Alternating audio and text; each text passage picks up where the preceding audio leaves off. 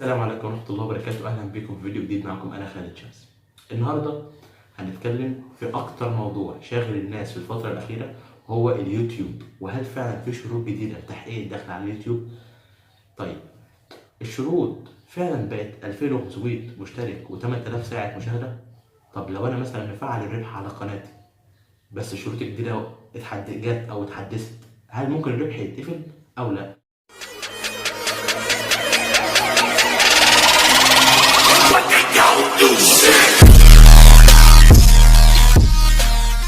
الموضوع اللي بيخوف ناس كتير جدا، ويعني بيخوف ناس كتير، اللي هو موضوع التحديثات. طيب نفترض مثلا ان في شروط جديده اللي هم 2000 مشترك و2500 مشترك و8000 ساعه مشاهده. طيب وانا مثلا بفعل الربح على القناه بتاعتي بالشروط الجديده، ممكن تخلي القناه تقفل او لا؟ محدش عارف حاجه.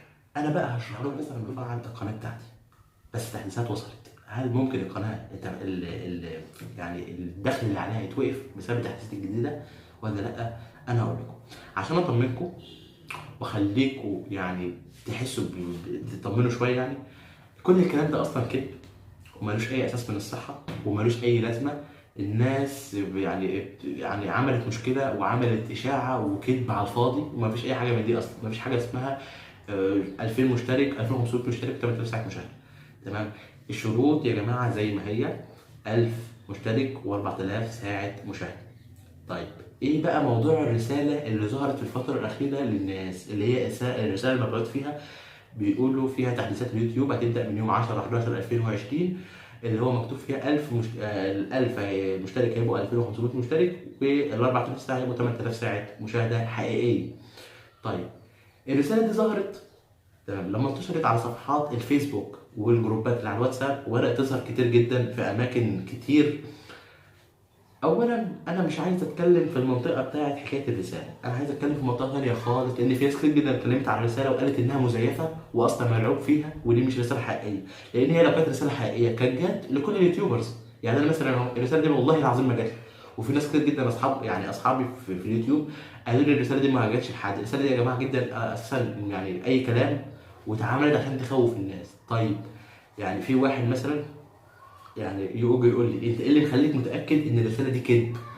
اقول له انت بالفتره الاخيره ما لاحظتش ان في جدا صفحات بتنزل على اليوتيوب او على صفحات يعني بالاخص على الفيسبوك والواتساب يقول لك انت هتدفع مقابل يعني مبلغ مادي مقابل ان احنا هنزود لك 1000 مشترك و4000 ساعه مشاهده؟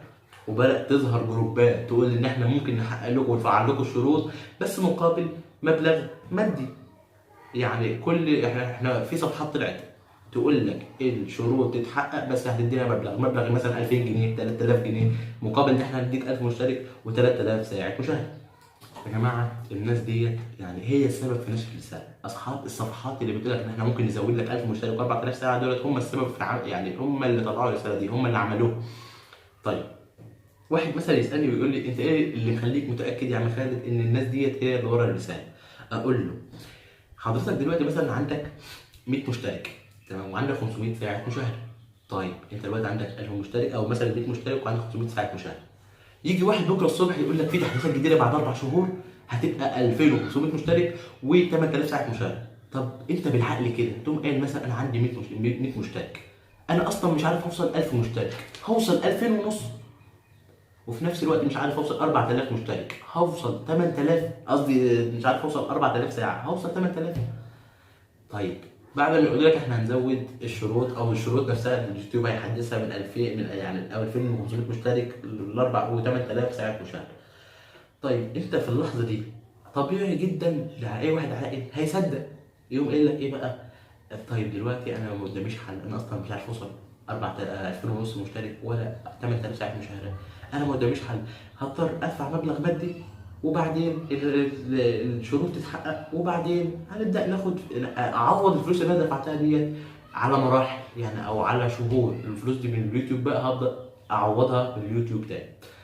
بس حابب اوضح لكم مشكله، هي اليوتيوب بيعرف اذا كان عدد المشتركين ده حقيقي سواء كانوا متفاعلين او لا، وبيعرف اذا كان عدد المشاهدات اللي بتضاف لك او عدد الساعات والدقائق اللي بتتحسب لك حقيقيه ولا لا. طيب ازاي؟ انت دلوقتي مش في الفتره الاخيره يا جماعه حسيتوا ان في قنوات كتيره جدا عدد الساعات بيتناقص منها؟ يعني تلاقي مثلا انت كان عندك 500 ساعه بقى 400 بقى 300، عدد الساعات بقى بيقل. طب ده ليه؟ لان الناس بقت بتزود مشاهدات وساعات مزيفه، الناس دي مش متفاعله جدا على الفيديوهات بتاعتك، فبقت اليوتيوب عرف فقام منزل عدد الساعات تاني. معنى كده طب مثلا بالعقل هو اليوتيوب هيخلي الساعات تقل ليه؟ طالما انت ماشي في السليم. لو انت ماشي في الغلط او مثلا بتزود وحاجات مزيفه، اليوتيوب هيشيلها يعني هيزودها ليه؟ ما هو لازم كده، طالما انت بتزود حاجات مزيفه يبقى اليوتيوب هيشيلها بالعقل.